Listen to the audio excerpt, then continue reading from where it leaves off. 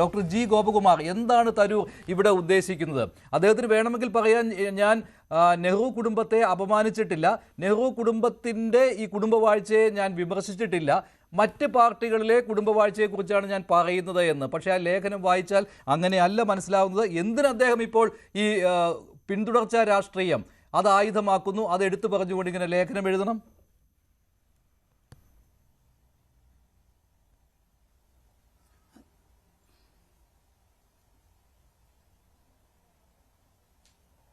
Doctor Gopakumar.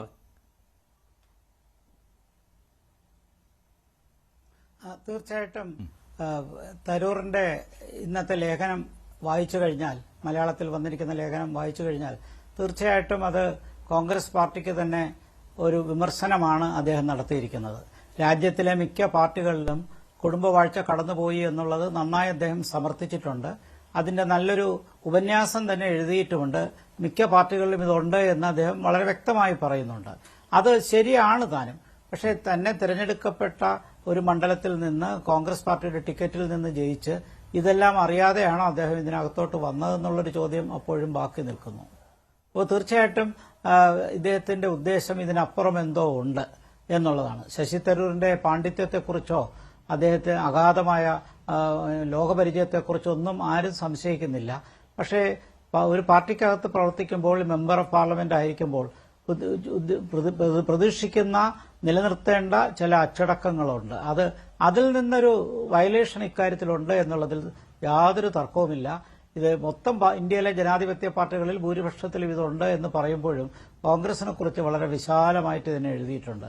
എഴുതിയത് സത്യമാണ്, നമുക്കതിനകത്ത് തർക്കമൊന്നുമില്ല. അത് അവസാനം കൺക്ലൂഡ് ചെയ്യുന്ന ഭാഗത്ത് ഇത് ദക്ഷിണേഷ്യയിലെ മറ്റു രാജ്യങ്ങളിലും, പാകിസ്ഥാനിലും ബംഗ്ലാദേശിലും ശ്രീലങ്കയിലും ഒക്കെ ഇത് പ്രവർത്തിക്കുന്നു എന്നുകൂടി അദ്ദേഹം സമർത്ഥിച്ചിട്ടുണ്ട്. ലേഖനം തുടങ്ങുന്നത് തന്നെ നെഹ്റു ഗാന്ധി കുടുംബത്തിനൊരു പ്രശംസ എന്ന രീതിയിലാണ്. പതിറ്റാണ്ടുകളായി ഇന്ത്യൻ രാഷ്ട്രീയത്തിൽ നെഹ്റു ഗാന്ധി കുടുംബം തല ഉയർത്തി നിൽക്കുന്നു.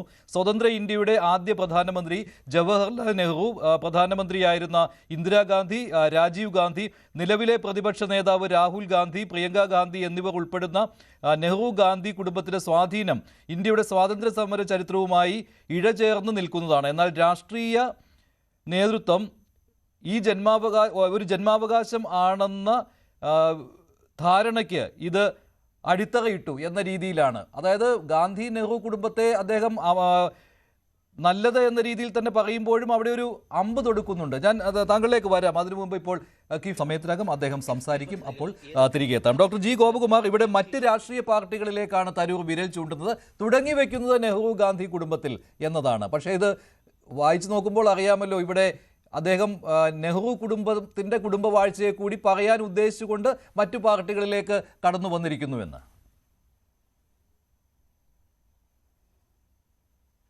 അത് വ്യക്തമാണ്, സംശയമൊന്നുമില്ല. നെഹ്റു കുടുംബത്തെ പ്രകീർത്തിച്ചുകൊണ്ട് വലുതായിട്ടൊന്നും പറയുന്നതായിട്ട് എനിക്ക് തോന്നിയില്ല.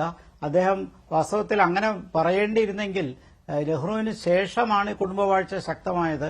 അതിനിടയ്ക്ക് ലാൽ ബഹദൂർ ശാസ്ത്രി പ്രധാനമന്ത്രിയായിരുന്ന ചരിത്രം കൂടി ഒന്ന് സൂചിപ്പിച്ചിട്ട് ഇന്ദിരാഗാന്ധിക്ക് ശേഷമുണ്ടായ ശക്തമായ കുടുംബവാഴ്ച 1969 കോൺഗ്രസിലെ പിളർപ്പിന് ശേഷം കോൺഗ്രസിനകത്തുണ്ടായ കുടുംബവാഴ്ചയുടെ വളർച്ചയും കരിഷ്മാറ്റിക് രാഷ്ട്രീയത്തിലേക്ക് വ്യക്തികളെ കൊണ്ടുവരുന്ന പ്രാധാന്യം, ആ നിലയ്ക്ക് ആ ചർച്ച പോകുന്നതിന് പകരം കുടുംബവാഴ്ചയെക്കുറിച്ച് തന്നെയാണ് പറഞ്ഞിരിക്കുന്നത്. ഇത് അദ്ദേഹത്തിന്റെ ലേഖനം വായിക്കുമ്പോൾ നെഹ്റു ഇതിന് ഉത്തരവാദിയാണ് എന്ന് കൂടി സൂചന ഇല്ലേ എന്ന് സംശയിക്കുന്നു. എന്റെ അഭിപ്രായത്തിൽ അത് തെറ്റായൊരു നിരീക്ഷണമാണ്. കാരണം നെഹ്റു ഇന്ദിരാഗാന്ധിയെ പ്രതിഷ്ഠിക്കാനുള്ള ശ്രമങ്ങൾ അന്ന് നടത്തിയിട്ടില്ല. മാത്രമല്ല, അദ്ദേഹത്തിനോടൊപ്പം തലയെടുപ്പുള്ള ഒത്തിരി നേതാക്കന്മാരുള്ള സാഹചര്യത്തിൽ താരതമ്യേന അന്നത്തെ കാലത്ത് അത്രയൊന്നും ഉയരാത്ത ഇന്ദിരാഗാന്ധിയെക്കുറിച്ച് നെഹ്റു സക്സസർ ആകും എന്ന് അദ്ദേഹം പ്രതീക്ഷിച്ചിട്ടുണ്ടാവില്ല. പിൽക്കാലത്താകുമെന്ന് ആഗ്രഹിച്ചിട്ടുണ്ടാകും, ഇല്ലെങ്കിൽ പ്രതീക്ഷിച്ചിട്ടുണ്ടാകും. എന്തായാലും കുടുംബവാഴ്ചയുടെ കാര്യത്തിൽ നെഹ്റുവിന്റെ പേരിട്ടത് ഒരർത്ഥത്തിൽ ഒരു ഗവേഷകനായ ശശി തരൂരിന്റെ ഭാഗത്തു നിന്ന് ഒരു ചെറിയ പിശക് വന്നില്ലേ, അക്കാര്യത്തിൽ അദ്ദേഹം ഒബ്ജക്റ്റീവായിട്ട് പറഞ്ഞിട്ടില്ല. പൊതുവിൽ ആ ലേഖനം ഒരു ഗവേഷണ താൽപര്യത്തിലാണ് അദ്ദേഹം എഴുതിയെങ്കിൽ പക്ഷേ അദ്ദേഹം ഒരു പാർട്ടിയുടെ മെമ്പറാണ്, പാർലമെന്ററി പാർട്ടിയുടെ മെമ്പറാണ്, അവിടെ തന്നെ കമ്മിറ്റിയിൽ വലിയ സ്ഥാനം വഹിക്കുന്നു, തിരുവനന്തപുരത്തെ തെരഞ്ഞെടുക്കപ്പെട്ട കോൺഗ്രസിന്റെ മെമ്പർ ഓഫ് പാർലമെന്റ്. ഇത്തരം കാര്യങ്ങൾ കൂടി അദ്ദേഹം തീർച്ചയായിട്ടും ആലോചിക്കണമായിരുന്നു. അപ്പോൾ ഇത് അദ്ദേഹം മറ്റെന്തെങ്കിലും രാഷ്ട്രീയ ഉദ്ദേശം കൊണ്ടാണോ ഇത്തരം നടപടികൾ ഈ നെഹ്റു കുടുംബത്തെയും ഇന്ദിരാഗാന്ധിയെയും കോൺഗ്രസിലെ കുടുംബവാഴ്ചയെക്കുറിച്ചൊക്കെ ഇത്ര ആക്രമണം ശരി doctor G Gopakumar, Shri N Sreekumar താങ്കളിലേക്ക് വരാം.